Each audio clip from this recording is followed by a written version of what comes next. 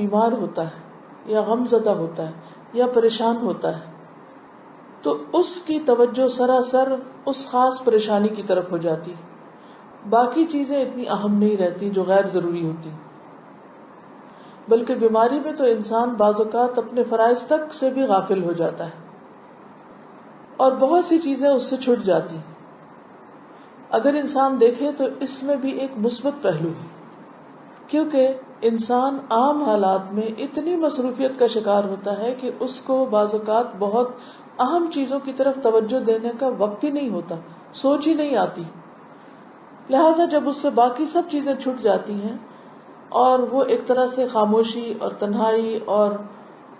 جسمانی طور پر کمزوری کا شکار ہوتا ہے تو اس سے بہت سے پردے ہٹتے ہیں، اسے اپنی حقیقت کا پتہ چلتا ہے، اسے اپنی آخرت کے بارے میں سوچ آتی کہ میرا انجام کیا ہوگا، میرے ساتھ کیا معاملہ ہوگا، کل میرا کیا بنے گا جب سب میرا ساتھ چھوڑ جائیں گے، حتیٰ کہ میرا اپنا جسم بھی میرا نہیں رہے گا، کیونکہ قیامت کے دن انسان کا جسم بھی انسان کے خلاف گواہی دے گا۔ یہ سوچ عام دنوں میں نہیں آ سکتی، انسان ایسی چیزوں کے بارے میں سوچتا ہی نہیں، کیونکہ جب تک جسمانی طور پر وہ طاقتور ہوتا ہے، باہمت ہوتا ہے، وہ سمجھتا ہے وہ سب کچھ کر سکتا ہے، اس کے لیے کچھ مشکل نہیں، ہر چیز اس کے قابو میں ہے، کنٹرول میں ہے، ہر چیز اس کی اپنی ہے۔ لیکن جب بیمار ہوتا ہے تو پھر آہستہ آہستہ اس کو اندازہ ہوتا ہے کہ اس کا یہ خیال غلط تھا، اس کی یہ سوچ درست نہ تھی۔ اس لیے بیماری تطہیر کا ذریعہ بنتی، صفائی کا ذریعہ بنتی۔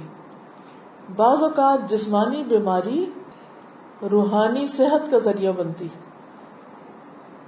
کیونکہ بیماری میں انسان کے گناہ بھی دھلتے ہیں، چھوٹی بیماری ہو یا بڑی ہو۔ جیسے ایک موقع پر نبی صلی اللہ علیہ وسلم نے ایک خاتون کو دیکھا جسے بخار تھا، وہ بخار کو برا بھلا کہہ رہی تھی، تو آپ نے فرمایا کہ تم اس کو برا بھلا نہ کہو۔ مومن کے گناہ بیماری میں اس طرح جھڑتے ہیں جیسے خزاں میں درخت سے پتے جھڑ جاتے ہیں، حتیٰ کہ مومن جب اللہ سے ملاقات کرتا ہے، یعنی بیماری کے بعد جب فوت ہوتا ہے، تو وہ اس حال میں اللہ سے ملتا ہے کہ وہ بالکل پاک صاف ہو چکا ہوتا ہے، یعنی اس کے جسم پر ایک بھی گناہ باقی نہیں ہوتا، بالکل صاف ستھرا۔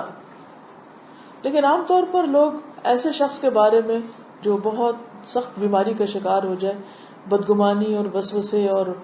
بری سوچ رکھتے ہیں کہ لگتا ہے کہ یہ شخص کو بہت ہی گناہگار تھا، اس لیے اس مصیبت میں پکڑا گیا ہے۔ حالانکہ مومن کے لیے وہی بیماری باعث رحمت ہوتی، وہ قطرہ قطرہ دھل رہا ہوتا ہے، اور پھر وہ تکلیف اگر وہ اس پر صبر کرے تو آخرت کے اجر اور درجوں کی بلندی کا ذریعہ بن رہا ہوتا ہے۔ لیکن عموماً انسان اس طرح سوچتا نہیں، شیطان انسان کو مایوس کرنے لگتا ہے۔ جہاں بیماری انسان کے لیے روحانی صحت کا ذریعہ بنتی ہے، وہاں بیماری شیطان کے وسوسوں کو مزید دعوت دینے کا ذریعہ بھی بنتی ہے، اگر اس کی سوچ مثبت نہ ہو، منفی ہو۔ اور منفی سوچ کیا ہوتی ہے کہ مجھ پر یہ بیماری کیوں آ گئی، اور اٹس ناٹ فیئر، میرے ساتھ ایسا نہیں ہونا چاہیے، یا بچے کے ساتھ ایسا کیوں ہو گیا۔ تو بہت سی چیزیں ایسی ہوتی ہیں کہ جو انسان کو اس حد تک پریشان کر دیتی ہیں کہ انسان کے ایمان کے جانے کا بھی اندیشہ ہوتا ہے۔ تو سب سے پہلی بات تو یہ کہ انسان پر جب کوئی بیماری آئے تو وہ کیا سوچ رکھے کہ اس بیماری کا علاج موجود ہے، پھر وہ اللہ سے دعا کرے اور علاج شروع کرے۔